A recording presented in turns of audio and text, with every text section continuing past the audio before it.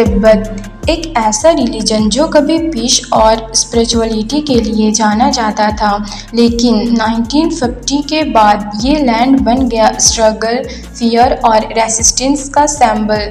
जब चाइना ने तिब्बत पर कब्जा किया तो दुनिया ने इस पर ज़्यादा रिएक्ट नहीं किया और इसी इन्वेजन के बीच हुआ एक ड्रामेटिक और इमोशनल चैप्टर, दलाई लामा का एस्केप अपने ही देश से। आज हम जानेंगे कि चाइना ने तिब्बत को कैसे इन्वेड किया, क्यों किया और दलाई लामा कैसे एक रात में अपनी जान बचाकर इंडिया पहुंचे। तो वीडियो को एंड तक जरूर देखिए।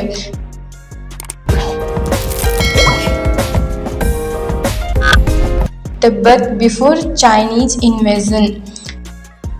1940s तक तिब्बत एक सेमी इंडिपेंडेंट रीजन था। वहाँ दलाई लामा स्पिरिचुअल और पॉलिटिकल दोनों लीडर होते थे। तिब्बत ने अपना कल्चर, लैंग्वेज और गवर्नेंस सिस्टम था। ये रिलीजन ज्योग्राफिकली आइसोलेटेड और हर तरह से एक अलग पहचान रखता था।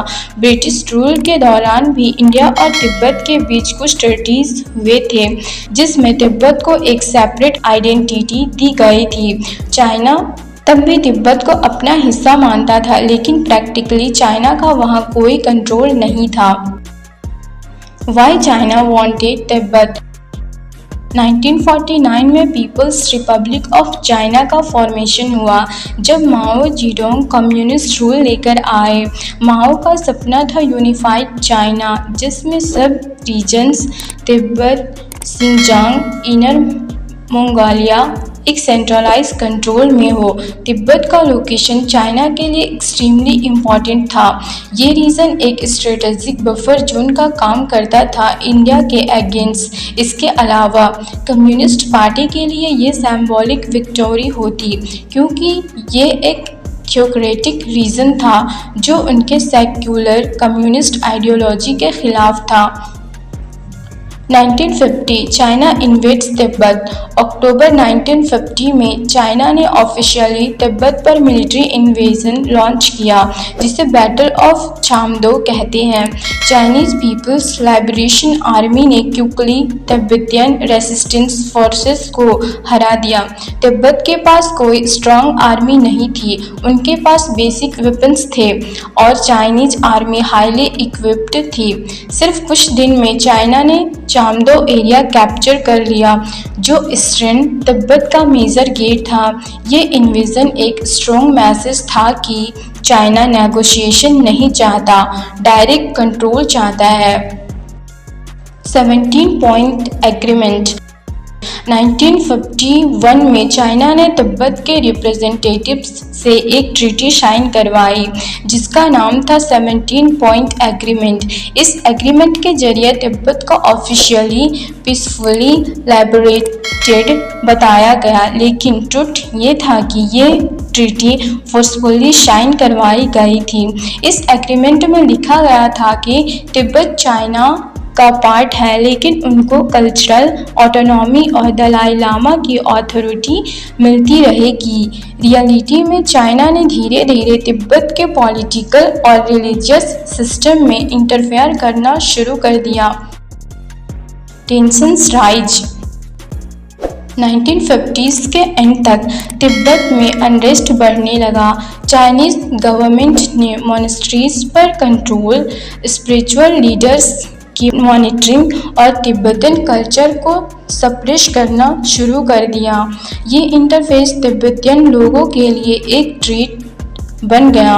दलाई लामा, जो सिर्फ 15 साल के थे जब उन्हें लीडर बनाया गया था, उन्होंने ट्राई किया कि पीसफुली रिसोल्यूशन हो, लेकिन बीजिंग ने उनकी बात नहीं सुनी। 1956 से 1959 के बीच मल्टीपल अपराइजिंग हुए। सबसे बड़ा रिवॉल्ट हुआ 1959 में लासा में, जिसमें लाखों लोग दलाई लामा के प्रोटेक्शन के लिए उनके पैलेस के बाहर इकट्ठे हुए। 1959 escape of Dalai Lama to India, the great escape. March 1959 तिब्बत की कैपिटल लासा में चाइनीज आर्मी और तिब्बतन सिविलियंस के बीच वायलेंट क्लैश हुआ। चाइनीज फोर्सेस ने क्रैकडाउन शुरू कर दिया और दलाई लामा की जान को खतरा हो गया। दलाई लामा को सीक्रेटली इन्फॉर्म किया गया कि उन्हें तुरंत निकलना है। 17 मार्च 1959 को एक अंधेरी रात में दलाई लामा डिस्क्यूज में अपने पैलेस से निकल गए। कुछ ट्रस्टेड एड्स के साथ वो हिमालयाज के खतरनाक रास्तों से 14 दिन का सफ़र करके इंडिया में अरुणाचल प्रदेश पहुँचे। इंडियन गवर्नमेंट ने उन्हें पॉलिटिकल असाइलम दे दिया और उसके बाद से वो धर्मशाला में एक्साइल में रह रहे हैं। उनके साथ हजारों तिब्बतन रिफ्यूजीज भी इंडिया आए, जिनके लिए कैंप्स बनाए गए। आज के समय में तिब्बत पर चाइना का फुल कंट्रोल है। दलाई लामा एक्साइल में है और तिब्बतन गवर्नमेंट इन एक्साइल धर्मशाला से काम करती है, जो ऑफिशियली किसी देश द्वारा रिकॉग्नाइज नहीं है। चाइना ने तिब्बत में हेवी मिलिट्री प्रेजेंस, सर्वेलियंस और चाइनीज़ माइग्रेशन स्टार्ट किया है ताकि रीजन की डेमोक्रेसी बदली जा सके। रिलीजियस सिस्टम बहुत लिमिटेड है और दलाई लामा की फ़ोटो या नाम लेना भी इलीगल माना जाता है। तिब्बतियन आइडेंटिटी आज भी स्ट्रगल कर रही है, लेकिन दुनिया का रिस्पॉन्स सॉफ्ट है क्योंकि चाइना एक ग्लोबल सुपर पावर बन चुका है। तिब्बत का इन्वेजन एक ऐसा चैप्टर है जो सिर्फ टेरिटरी का हिस्सा नहीं था, एक कल्चर, आइडेंटिटी और फेथ पर अटैक था। दलाई लामा का एस्केप सिर्फ उनकी जान बचाना नहीं था, बल्कि एक ऐसी आशा का निर्माण करना जिससे तिब्बतन लोग आज भी जुड़े हुए हैं।